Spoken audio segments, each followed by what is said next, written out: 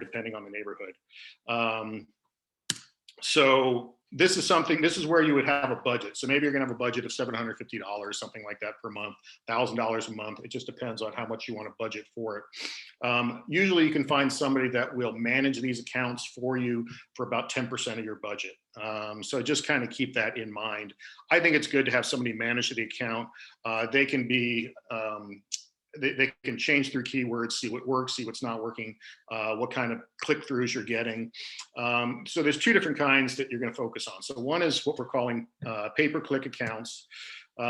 This is an example of some that I used in 2008. So on the left-hand side, you're seeing the keywords that we're searching for. So real estate, Oakland Hills real estate, Bay Area real estate agent. So these are different terms that we're looking for. And then you can match these on the side that talks about the number of clicks that you got through. So East Bay homes for sale, that got 8 clicks, had 108 impressions. So you can also see what terms people are searching for a lot. So this is something that you can adjust. If you really want to get into yourself, that's fine. I recommend hiring somebody at this stage. I think that realtors, you can either be a webmaster or you can be a realtor. To be both is a lot of work. So I recommend just having somebody come in and taking care of all this for yourself. So we'll talk about what you do when you get the leads, but these are just how you would drive the leads to your site. The other option is, or the other part of this is what we call solid SEO foundation. So this SEO is search engine optimization. So what you're doing is you're building your website to attract Google, basically. So Google's looking at your website and going, okay, all their keywords are in order, their descriptions are correct, they're blogging, they're proactive on the site. When people go to their site, they're staying on their site for 20 minutes or 10 minutes or whatever. Google is measuring all these different metrics to kind of find out how relevant your website is. So just think about websites that you go to. If you go to CNN, maybe you're there for 10 minutes, you're reading some articles, you're looking at videos, something like that. So Google's sitting there going, okay, well, this is a relevant site for news. With your website, you want to have enough information for people to stick around and look at your website for a while. So Google is going to measure that as well and say, okay, when somebody goes to your website, they're on for an average of 5 minutes, 10 minutes, whatever, or how often they go to your website. So this is called organic. So we have pay-per-click, which is just you're paying for somebody to click on your link. This is called organic links. So if you notice here, this is actually the second page of Google. So my name comes up here, Bruce Wagg, under Oakland condos for sale. So I'm above homes.com and condos.com, but I'm on the second page, not the first page. I would love to be on the first page, but I don't have the budget as far as everybody does. But this is what the organic SEO helps you do, basically, to get up there. And these are free clicks. So when anybody clicks on your website, they're going to come there. You're going to get that click for free rather than paying $2 or $5 or $10 for that click. It does take some work to do. You do need to have relevant content and new content. So it helps to blog. It helps to put new listings up. You do want to have at least a web. So it's great to have a nice, pretty website. But if you don't have a website that is going to capture leads, it's really not going to do you much good. So if you notice, most of the websites, Trulia, Redfin, well, not Trulia anyway, Zillow, they want your information. I want their information as well because that's valuable. I don't want to just give my information away. So this is the front page of my website here. So I'm focusing on Piedmont and Oakland homes for sale. So like, if you notice, I says, find your Oakland dream home. So I've got the keywords in there that Google is seeing. So the keyword is Oakland home. Down below, I have what they call H1 print. It says Piedmont and Oakland real estate. So we're going to mix it up a little. We're going to have real estate. We're going to have Oakland. We're going to have realtor. We're going to mix up these terms and these words. So Google realizes that there's a bunch of relevant information for these different keywords on this website. Now, the key is when somebody does go to this website, that I don't want to just allow them to see all the information and look at all the homes for free. They any other website for that. If I'm paying for these clicks, they're valuable to me, and I want that information so I can follow up with people. So we have what we call forced registration. So what that means is that when somebody goes to the website, it's going to ask you to create an account. It's not going to ask for a whole lot, and it's not. And we know right off the bat that we will get some people who are giving us fake information. But most of the time, we realize that the people who are giving you the information are serious people. So they're willing to do that. We're not going to get everybody. There's going to be what they call a bounce rate. So there's going to be a lot of people who are going to go to this website and go, "Oh, I don't want to give you my information," and they're going to leave. That's fine. We get that. But if you didn't have this information there, they would be on your website, look at all the information, and leave anyway. The odds of them actually giving you a phone call are very, very remote, or actually sending you an email, because you're up with so much competition. So what you really want to do is you want to be proactive, and you want to get the information so you can initiate the phone call, so you can initiate the emails and get in front of them. Without that information, you're kind of yelling off into the unknown and just hoping somebody yells back. So here's what you do when you have a lead. And this is after they register on your website. So I have a website that will automatically notify me via text the minute a lead comes in. So I'll get a little app. I have a little app on my phone that says, Jane Smith has just registered on your website. Here's her phone number. Here's her email. And so I'm able at that point, if I'm to try to get back with her ASAP. So the first call to the lead should be in 10 minutes or less. I actually believe the first call should be within 3 minutes or less. The idea is to call them while they're still on your website. So, they've just entered their information, and they're saying, looking at homes, and you're calling up saying, "Hey, Jane, I just see that you're on my website. Is there anything I can do to help?" And you want to get ahead of that. One of the things you need to realize is that and most people do the same thing. So when you go searching for things, you might have three, I have a lot of different tabs open, but most people go to 2 or 3 different websites anyway. So if you go and you enter information in at Zillow, you enter information at My Place, and you enter information at Redfin, you're going to get calls from all of those people first. And the odds are that, they show that 80% of clients work with the first person who makes that phone call. Within, I think Silicon City's doing it. I don't know if Santa Clara Valley is doing it, but there is a company called OpCity, and OpCity buys leads from realtor.com as well as other websites. They say that they are returning calls to leads within, I believe it's less than a minute. So what they're doing is, the minute that lead comes in, they have a call center. They're calling that lead. They're getting the pertinent information. What house are you looking at? Are you pre-qualified?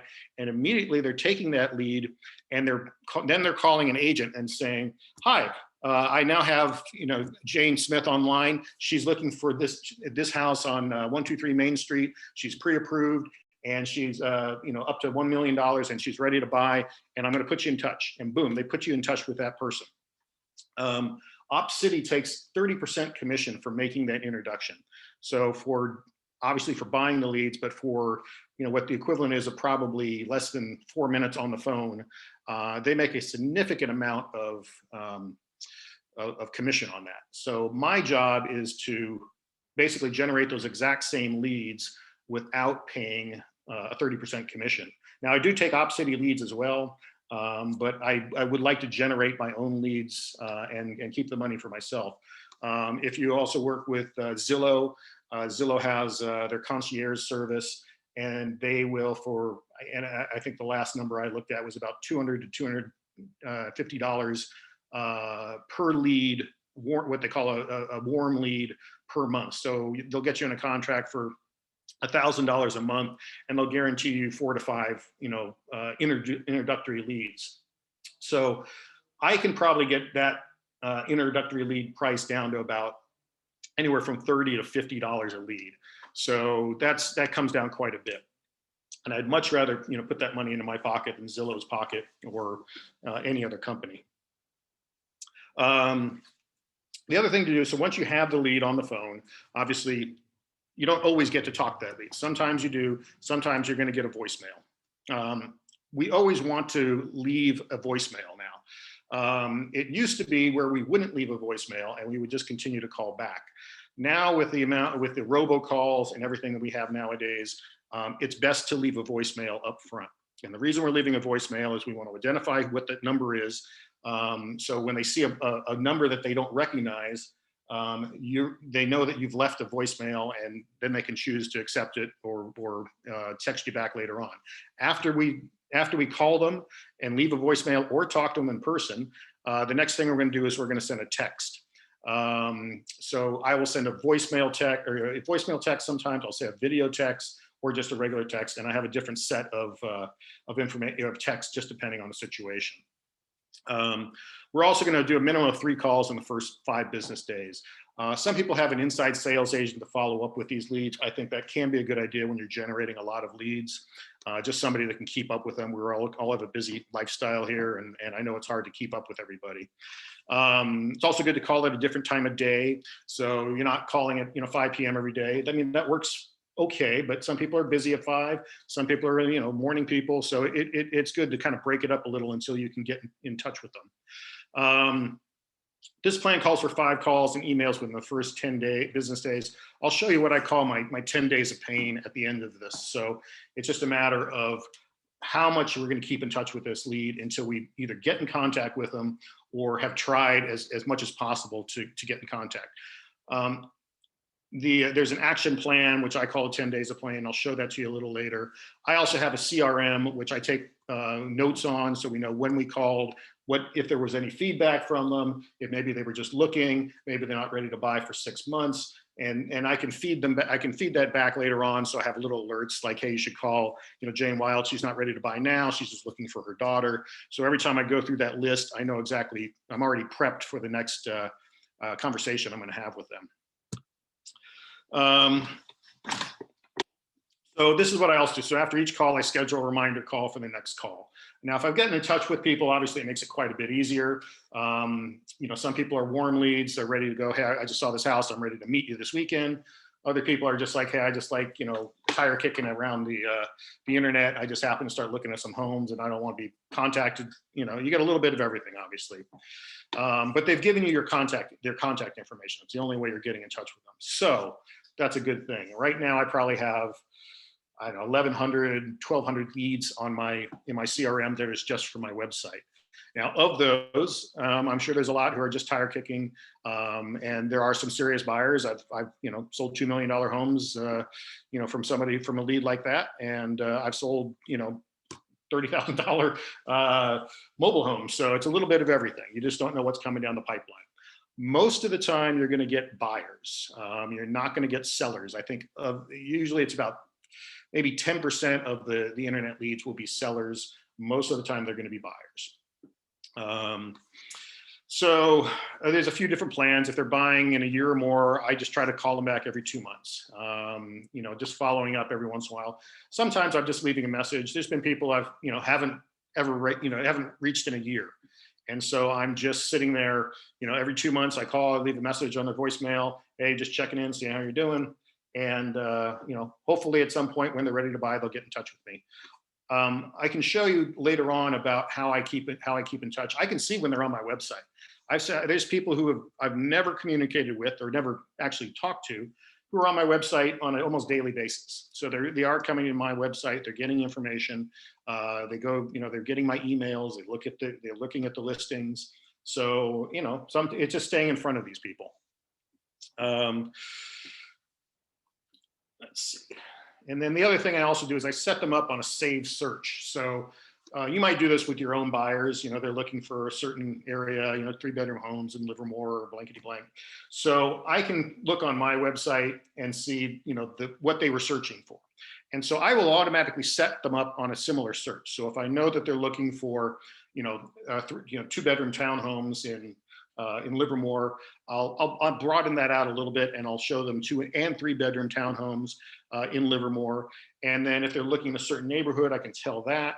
If they're looking between 500 and 800,000, I can see that. But what I'll do is I'll spread that out a little bit more. So if they type in 500 to 800, maybe I'll put in 500 to 900, a little broader selection of homes to look at that I email them. So after I set up a search, I always send them an email, and I'll show you some email templates that I usually send out. That I say, hey, I've just set you up on a search. Let me know if you're seeing what you look. You know, if I'm sending you what you're looking at. I try to be as personal as possible with this. You don't want it to be too cookie cutter, because everybody just thinks that there's some bot that's sending me random emails. So you want to try to set it up so it's a little more personable. And try to narrow it down a little bit. Hey, I saw that you were looking at a certain neighborhood in Livermore. Have you thought about this other neighborhood? Where are you coming from? Just ask them some questions so you get some feedback. I also have the ability to group and label people. So I can group people that maybe there's, certain people are looking at certain price points. Maybe people looking in certain neighborhoods or their FHA loans. So I'm able to narrow these down a little bit, so I have certain groups of people that I can immediately identify at any one point. And then also there's certain what they call drip campaigns. There's just variations of that where you automatically send out an email about housing stock, or maybe you're going to send an email out about the interest rates or something like that. I tend to send out a weekly newsletter. I don't want to inundate people with too many emails. Usually about once a week is about all you want to do. I do email, and then they'll have a search that'll come through. Anything more than that, and people are probably going to block you after a while. Any questions at this point here?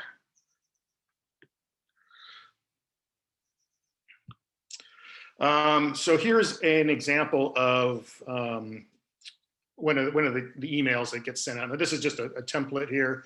Hi, and this is the reason you see this little brackets around the first name. This is how you would enter it in, and it's automatically going to populate with the name of whatever client it is. So, hello, Jane. I wanted to reach out today and thank you for registering with us at Bruce Wagg, at the Bruce Wagg team. We're happy to be your real estate resource. I change these up a little bit and try to make them a little more personal, but this just gives you an idea of what you want to send out. You want to get it direct and to the point. You don't want to go on for 3 pages or 2 pages or anything like that.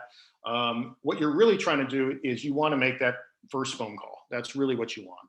It's hard to get people to follow you back with text or with emails. You really want to get that personable phone call. So that's what you're striving for, but you do need to kind of give some feedback. I've had people who'll get on my website at 2 a.m. every evening. That's just when they, maybe they're sitting around and they just start looking at houses at 2 a.m.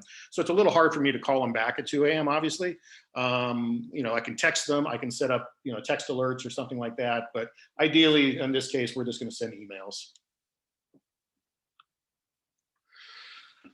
This is a save search one. So this is what I would say if, we just set up a save search form on the website. We're just alerting them that, things are going to come through, that they're going to see new searches. Some people are kind of surprised, like, oh, I didn't know that, I was just looking at your website. I didn't realize I was going to, see any, you were going to send me some listings. And now, since I've got their email, I do want to stay in front of them and try to communicate with them as much as possible. So this is the back end of what my website is. So this is my CRM here. So Stephanie, on this I can see, and again, unfortunately I can't scroll through with this, I'd show you, but it allows me to see what property she was looking at when she signed on, if there's any favorites that she likes, neighborhoods. I can go back and look at all the emails that I sent to her, any text messages we sent to her. I can do notes on phone calls, notes on emails, any kind of feedback I did. And this allows, if you have an inside sales agent or an admin, they can follow up as well. So they can look back through the notes and maybe they want to do a phone call or maybe they want to do a text and follow up with Stephanie. I know in this case, we haven't gotten in contact with Stephanie. We've made 6 phone calls. You can see that it's registered up there at the top. And there's been 125 emails that have gone out. Most of those are searches for, I know Stephanie happens to be looking for condos in Oakland. So this also will show me here. So it says Stephanie Pear viewed the listing. So I can see what she's looking at. I can, I've sent her emails. I can see she opened up the email. In this case, she did. She opened it up at 2:30 in the morning. So she's looking at these emails. I can see what she likes, what she doesn't like, just to give an idea of feedback here. So I know what what to expect. So if I do make contact with her, I can say, hey, how did you like that house at 1428 Madison Street? Was that something you're interested in seeing? Is that something, would you like different areas? But again, it's really just a matter of trying to finally get in front of that person and talk to them, and then you take it from there. But right now, we're just trying to get that first lead from them. So this is, I found this online here. This is a follow-up routine. This is actually a few years back, and the reason I brought this up just because the way things have changed. So when the lead comes in, there's two different ways that we can deal with this. With this website, we can automatically assign it to different leads. So I work with Brian Pastor. Leads can automatically be assigned as they come in. So we can do a rotating lead assignment. So a lead comes in, whoever's next in line automatically gets that lead. If they don't accept that lead within the first minute or two, it goes to the next person. And the reason you don't want them to wait too long is you really want to get in contact with that lead quickly. Now, one of the things we try to do is we have an inside sales agent who just tries to call those leads first. After they make contact with that lead, then they try to pass on the lead to one of the agents, rather than waiting for the agent to try to get in contact with the lead.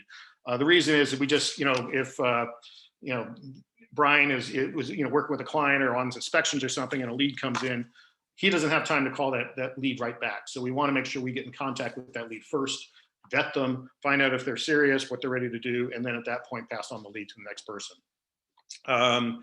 Realtor phones rings within 15 minutes. As I said, that's just way too long. 15 minutes is a lifetime in this day and age. So in 15 minutes, we would have already wanted to make a phone call, send a text, and then have an auto email go out, and then if possible, a personal email. So we want to have first 4 contacts within that first 15 minutes to just let them know that we're live, we're serious, we're ready to go, and we're real people and not just a bot. And this is another one that came up. Call within the first 24 hours. And I put in quotes, so you have lost the lead. So if you call within the first 24 hours, yes, probably 3 other people have already called that lead and checked in with them. And so you're last in line, and they're going to say, well, how come you didn't contact with me? Well, they don't want to take the call, but if they do, they probably already talked to Redfin. They probably already talked to Zillow, and now they're ready to move on with those agents. So you really want to get in touch with them ASAP. And this talks about having an inside sales agent. So inside sales agent, you can do this with your admin. You can hire somebody to do it out, but you just train them on the system, how to deal with that, and then have them take the lead on a lot of this stuff.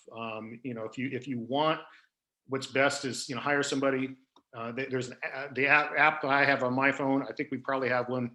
Probably soon Command will have it as well. But when a lead comes in, your phone immediately rings or gives you a little alert saying, call this person right back immediately. So you can set that up for your admin to take the lead on it. And the minute the lead comes in, your admin's alerted, she or he is calling that person back immediately and trying to make contact with them. We talked about creating a saved search. So I try to do the saved searches a little broad. So I want to make sure that it's not too narrowed down. If I've already spoken with the person, I can narrow down that search quite a bit. But if I haven't spoken to that person, I'm just trying to infer what they're searching for based on the different search ramifications that I've seen on my website. So some people come in and they're just searching for a particular home.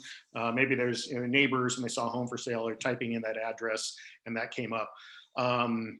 If I know that they're searching for a broad area, I don't want to just say, here's every home in Oakland, every 2-bedroom, 3-bath in Oakland between 500,000 and $1 million. That's just way too broad. So I do need to kind of narrow it down a little bit. I can tell on my website, maybe they're only searching in the Temestal district, or maybe they're searching for homes around the lake. So I try to narrow that down a little bit, just so I'm not inundating them with sending them 50 homes at a time and just hoping that, one of them sticks. And sometimes it's best to send up a little follow-up email, hey, I'm sending a search, but hey, are you interested in these 3 homes? Is this something, that you were interested in or might appeal to you, and get some feedback that way from them. Sometimes I'll say, no, that's not what I'm looking for. And as soon as you get that dialogue going, it opens up the door. The minute you have that dialogue, and that's really what you're striving for here, is just having a little feedback from the client. Personal email, we just talked about this. It's really good to send something after. So we have an auto email that will go out, which is just welcome to the website. It is populated with their names, so they do know what, it does sound somewhat personable, but you really want to narrow it down and say, hey, I know we just talked a little bit a while ago here, but I want to talk to you about actually having this email narrowed down for the Temescal district. Is this what you're looking for?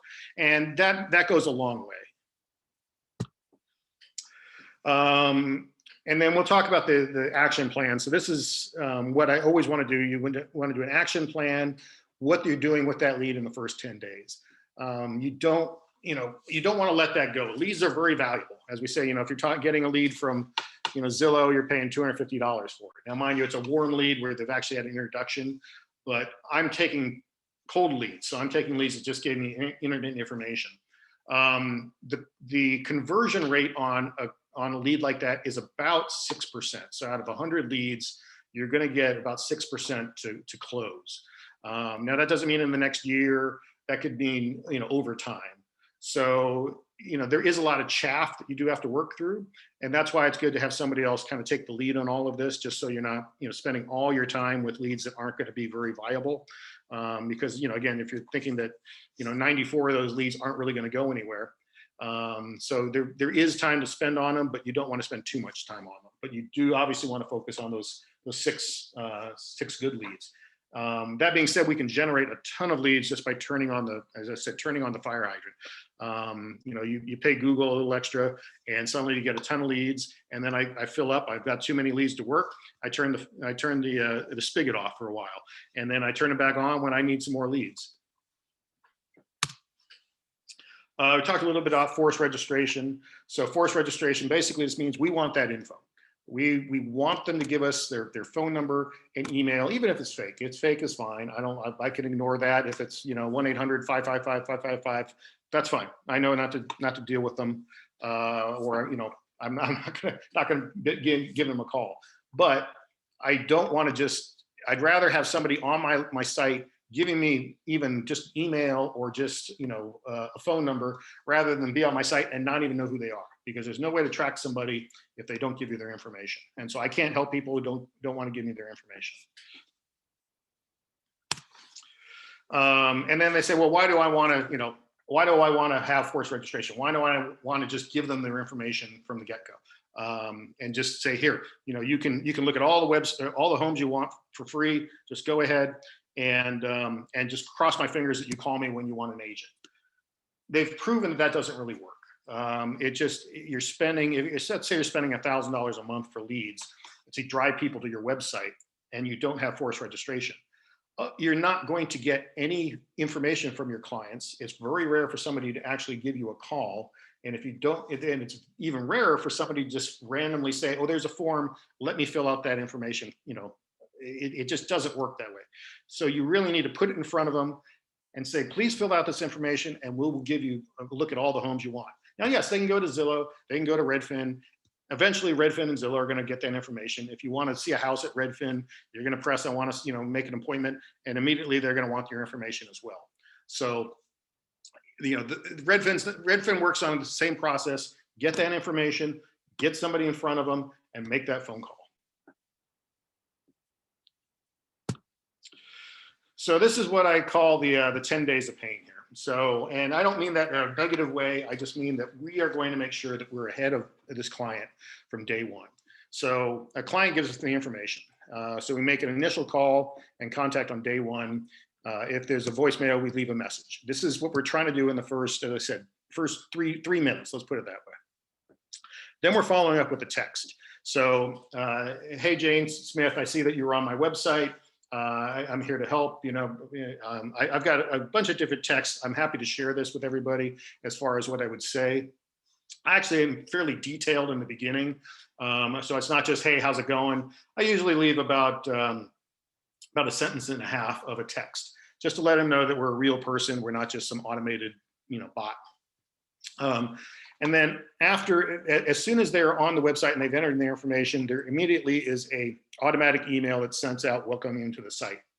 So within the first 3 minutes, they've already gotten a call, a text, and an email. After that initial time, we go back to the website, we set up a search. So we try to infer what they were looking for based on their search results previously, and then we set that search up. Sometimes we'll follow up with a text or call later. It just depends on the timing. The next day, we're going to do another text. So we're going to follow up with a text. Sometimes I'll do a video text. So there's things like bomb, or you can just do a short, record a short video and send that out. Hey, Jane, this is Bruce. Just wanted to introduce myself to you. I'm ready to help when you are. Just something, sweet and easy. You don't want to spend a lot of time on it. You don't want to talk the ear off, but maybe a 5-10 second video. Then we're going to do a second call at some point during the day. We're going to try to mix it up. So if they were on a 5 o'clock yesterday, maybe we're going to do it at 9 a.m. the next day, something like that. But we're just going to try to get in touch with them. And again, not everybody accepts calls from people that they haven't seen, numbers they haven't seen before. So we leave messages now. Now, sometimes we'll get a bad number, obviously. So there's not a way to reach them. So if we don't have a bad number, then suddenly the only way we really have to reach them is email. So that's why a search is important, because one, we have an auto-generated search going out. You can do it weekly. I recommend doing it weekly. You don't want to do it on a daily basis unless they ask for it, because otherwise it would send an email every day to them. And sometimes that's a little much. People just see too much in their box and they cancel out. But if they have a bad number, we're not able to text them anymore. And obviously we're not able to make that phone call. So then we really do need to just follow up with the emails. And then this is the follow-up here. Second email to send if phone is provided. So we have two different emails. We have an email to people who have a bad phone number. One will say, hey, Jane, I see that I tried calling the number that you provided, 112-3355, and unfortunately, it seems like the wrong number. Is there a correct number to call you at? Just trying to make some contact. And we know that people probably gave a fake number for a reason, but if they feel that you're actually a real person, sometimes they'll get back to you and say, oh yeah, well, I'm happy to talk to you now. I just didn't want to give my information in the beginning there. If we still haven't got in touch with them, day 3, we're going to send them a day 3 text. Now we try to vary the texts. I actually have, a different text for each day. So it seems like there's, a little different every single time. Then we'll wait a day. And then day 5, we'll send them an email, and then we'll try calling them again. So third call within day 5. Day 5, we send them a text. So again, we wait a little bit, send them a text, send them an email, send them a call. Wait a little while again, day 8, another phone call, another text. And then at that point, we're still trying to get in touch with them. We're still, during this time, there have been safe searches going out as well. So they are getting emails from us as well, as far as searches and as far as a contact email. At that point, if we haven't really gotten in touch with them, then we're going to go to 3 and 6 month follow-ups for texts, and sometimes a phone call if we've already made in touch with them and when they know that they want to, they're not buying for a year, we'll make a phone call. Some people respond better to text. Some people respond better to phone calls. It just depends on the age group that I've noticed. Some people just don't want to ever really want a personal phone call. They just, but if you send them a text, they're like, hey, thanks so much for getting back to me. It's just, they're much more comfortable with that sometimes. And then I do add them to the mailing list. So again, I do send out a weekly newsletter. So I send that out. So they're getting that as well. And then I obviously upload them to a command. So I've got all the information there.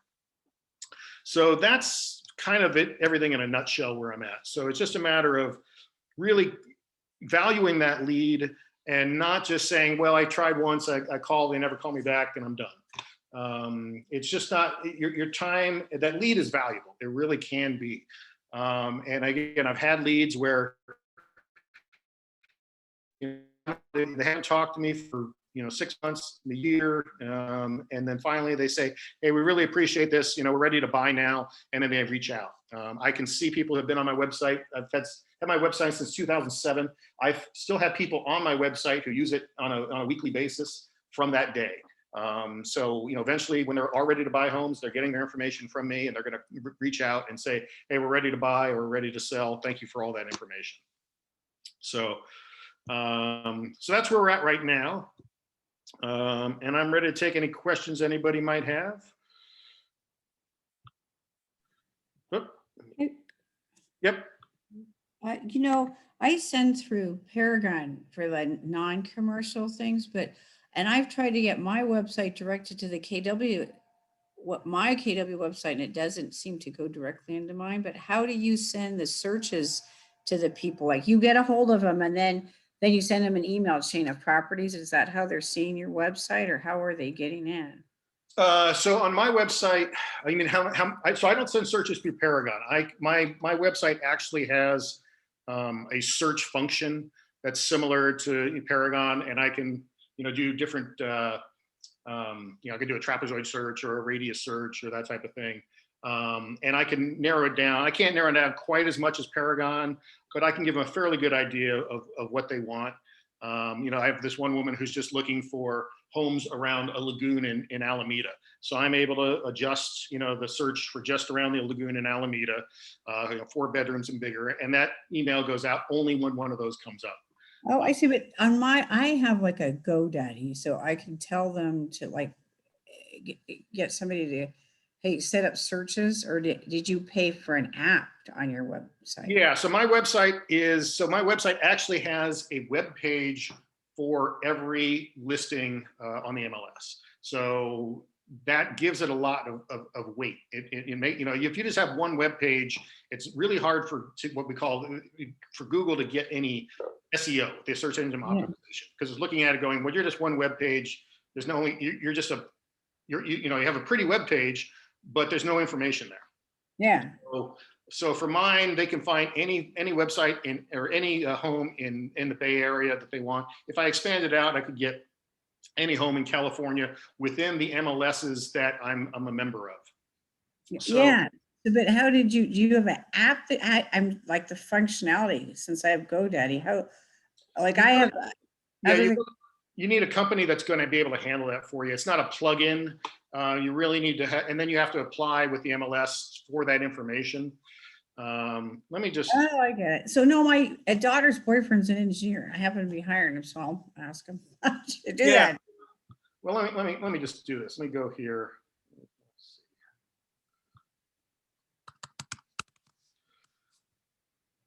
So I'm just going to show you how this works here. You have your KW logo, so that looks like your KW webpage. Yeah, well, I don't have a KW webpage, so I just use this. So let's just say we're searching for, San Jose here. Mm-hmm. And then what we'll do is it'll come up with, so somebody can, when they get to the website, I didn't want to limit them as far as what they're looking for. I want to be able to give them, anything they want, basically. So first it'll come up, and again, it's going a little slow because I'm on the internet here. But it'll show through. Yeah, let me do this here. And sorry, and the reason it's having issues is that I can't zoom in. I can't do the zoom and this thing at the same time, unfortunately. No, I get it. So, but you paid somebody to have this on there, and then you called the MLS. So we have now, I have like 3 MLSs and we're combined, Right. So we get a lot. So that's nice. So that you tell these people, how do you get them to go to your webpage? Well, that has to do with two things. So either you're doing it organically, where you've got good SEO, good search engine optimization, and people are going to your website. They're finding it on Google when they just type in, San Jose homes for sale or one of these listings. Sometimes people just type in the listing address and it'll come up. The other one is you do pay-per-clicks. So maybe you're doing it on Google, or you're doing it on Facebook. And so you can do certain things. So I could do where I just want people to come in searching for Oakland real estate. I can do one, if I have and I was doing this with some of the other San Jose agents. So I can just pick certain neighborhoods in San Jose and do pay-per-click for that. And so if somebody wants to focus on is Willow Springs an area or something like that, we can just focus on that and just show Willow Springs homes for sale. And anybody clicking on that will give their information. Class, like commercial classes, like multi-units, or mine or something. You can't do warehouses. You have to pay for those. Pay-per-clicks often go by a region. You pay for each zip code or whatever. So you get it. Yeah, you can narrow it down quite a bit, but you would need to get a website that is dynamic enough to do this. I mean, this one ends up being, what am I paying? About $400 a month for this website to be up. But that being said, and then if you're doing pay-per-click on top of that, you can budget anywhere from, 700 to 2,000. Some people do quite a bit more, obviously, depending on where you're at. This can be scaled up to an entire office. And that's kind of what I've been thinking of doing, is scaling it up enough where leads are coming in and I can just send leads out to agents within the office as buyer leads. So, you get a brand new agent in, I can immediately go, here's some leads, start working these leads right off the get-go. Yeah, no, I think it's good. It'd be a good office thing to do. I'm gonna see if Alec can do this. It'd be good. I would like one for commercial, but they don't have classes, it's like class or food groups. So it would be interesting though to just pick an area though. Right. Okay, great. Let's see here. Hey, Bruce. Yeah. The $400 that you pay monthly, is that including the CRM? Yes, that's all the back end. So that everything on the back end is included. Okay. And it's a very good one. And if I wanted to, I could enter in my own clients. I mean, the problem is, as you know, you've got Command. I've got my other one. Some people have another CRM. So it gets a little, I try to keep everything separate. So I have what they call it REW, my real estate webmasters CRM. I keep that separate from my Command. But when I get somebody from real estate webmasters that I meet in person and they're a live lead, then I move over to Command. So I try to keep them a little separate just so I can know where everybody is. How do you mail out then, from MailChimp? Do you just keep a separate list? Yeah, so I have, I don't use MailChimp, but I use SendGrid. And so which is similar. And I can send everybody out emails or updates or things like that. But again, they're getting a lot of emails already. They're getting my my newsletter every Friday, and maybe they're getting their safe searches. So they're getting a lot of emails from me already. So it's just a matter of keeping up with them. What's the REW? That's the one that CRM that you got on here. Yeah, that's Real Estate Webmasters. They're getting a little bit more expensive. When I first started in 2007, they were kind of just starting out. The websites can get rather expensive at times. I mean, I have a monthly fee of about $400. When I'm originally buying it, now they're up to, I think, 10 to 15,000. There's other sites out there that are cheaper. I'm just not stuck with mine, but I'm kind of beholden to them because I've got all the information there and a transfer and everything. I probably have, I don't know, maybe over 1,000 pages plus all the MLS listings as well. So I have a lot of data on that website. So what do you put on your pages? Do you put like letters, like your letters, or you keep it, or what kind of pages are you? Well, you're talking about like a blog. Like and we do a blog twice a week on different things. So doing that for years. That's good. And, if I'm writing neighborhood, I have neighborhoods, so I can make neighborhood pages. So here's all the homes for sale in the Laurel district of Oakland. Oh, okay. So that's the other thing that I also do. So if you go to my Oakland page, it has all different neighborhoods, and then you can click on one of the neighborhoods. You can scroll down a little bit and just see everything that's for sale in the Diamond District or in the Oakmore District. And then I have information on that because you want to have some text on there as well. So I had somebody write up a little history of Oakmore and what's going on, and we try to search engine that as well. So there's some theory to it. When I was, started in 2007 and had lots of time in my hands, that was great. I don't have the time to do that as much anymore. No, I'm doing it for dentists, and it's harder with construction. You have to go show them, so you have to really, it takes a lot of time. Yeah, well, that's good. Yeah, all takes a lot of time. At this stage, I would recommend, having an admin do it so you can go out and make some money the other way, and get in front of people. But if you want to put the time into it, it's really beneficial. I mean, I have a lot of good leads that come through it. Most of my big sales have actually come through the website. No, I think it's really important. I'm trying to fix up both of them. So for more like construction, like a team. That's yeah. right. And just remember that you want to have, instead of just focusing on a website, focus on the lead capture. So, when they come to your website, you want to get that information. That's really important. So you can sit there and have the prettiest website in the world, but if nobody's giving you the information, you're just kind of wasting time and money. So, so maybe if I'm not mistaken, the command website captures their leads, right, and puts them into the command database. They do. Yeah. I think if you get, especially with the Facebook leads, they'll put them in there, and you can itemize it and you go through and say, okay, I want all my Facebook leads that came through. They're already marked, and you can know exactly where they're at, and then give them a call that way if you want to go through that route. I personally am not a big fan of Facebook leads. They're cheap enough. I mean, you're not paying a whole lot for them, but I think you get what you pay for them. You do Google? I do Google. Yeah, I think Google is a little more effective at least for me, because I can narrow it down a little bit. With Facebook, it has to be broad. So when you're buying Facebook ads, you're, because of the certain rules, you have to do a 15-mile radius or something like that.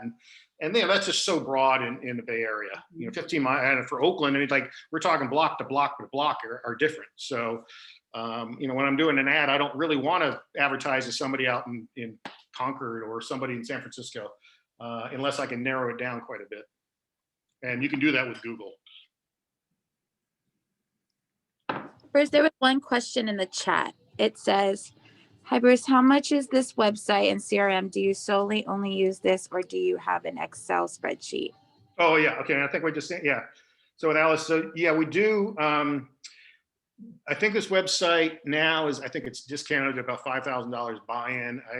There's some sales and things like that. They actually do them every once in a while where they just give it for free if you sign a 3-year contract on them. So about $500 a month. But you're going to want to do, you probably, when you start out, you're going to want to do pay-per-click. So you don't have all the data, you don't have all the blogs, you don't have everything up. So it's best to do pay-per-click with lead capture. So, maybe just do a budget of, try $500, try $1,000 a month. I know it's expensive, but, again, I don't want to be the guy who says, well, it only takes one to pay for everything, but, that's really what it's about. And then give it a shot. See if you're comfortable doing internet leads, or if you have somebody who likes them. Some people, again, this is a lot of work for certain people. They don't want to follow up with people. And if you're spending, $1,000 for a lead and you call it once and you send them an email once and you never follow up with them, you're probably not going to get that lead. But if you're diligent and you follow this program, the return on investment is going to be much, much higher. So that's what I would recommend. And I'm happy to sit down with anybody later on and kind of go through the back end and show you exactly what it can do in detail with this one or with any of them. I mean, a lot of these, a lot of the CMs are great. I don't have any problem with command either. It's just a matter of reminding yourself to follow up and actually following up.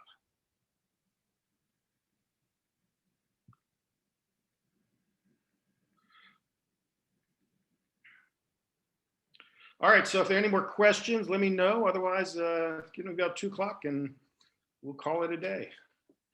Yeah, thanks. Thanks, Bruce. This was great, Bruce. I liked it. Thank you so much. All right, thank you, everybody. I appreciate it all. Amazing.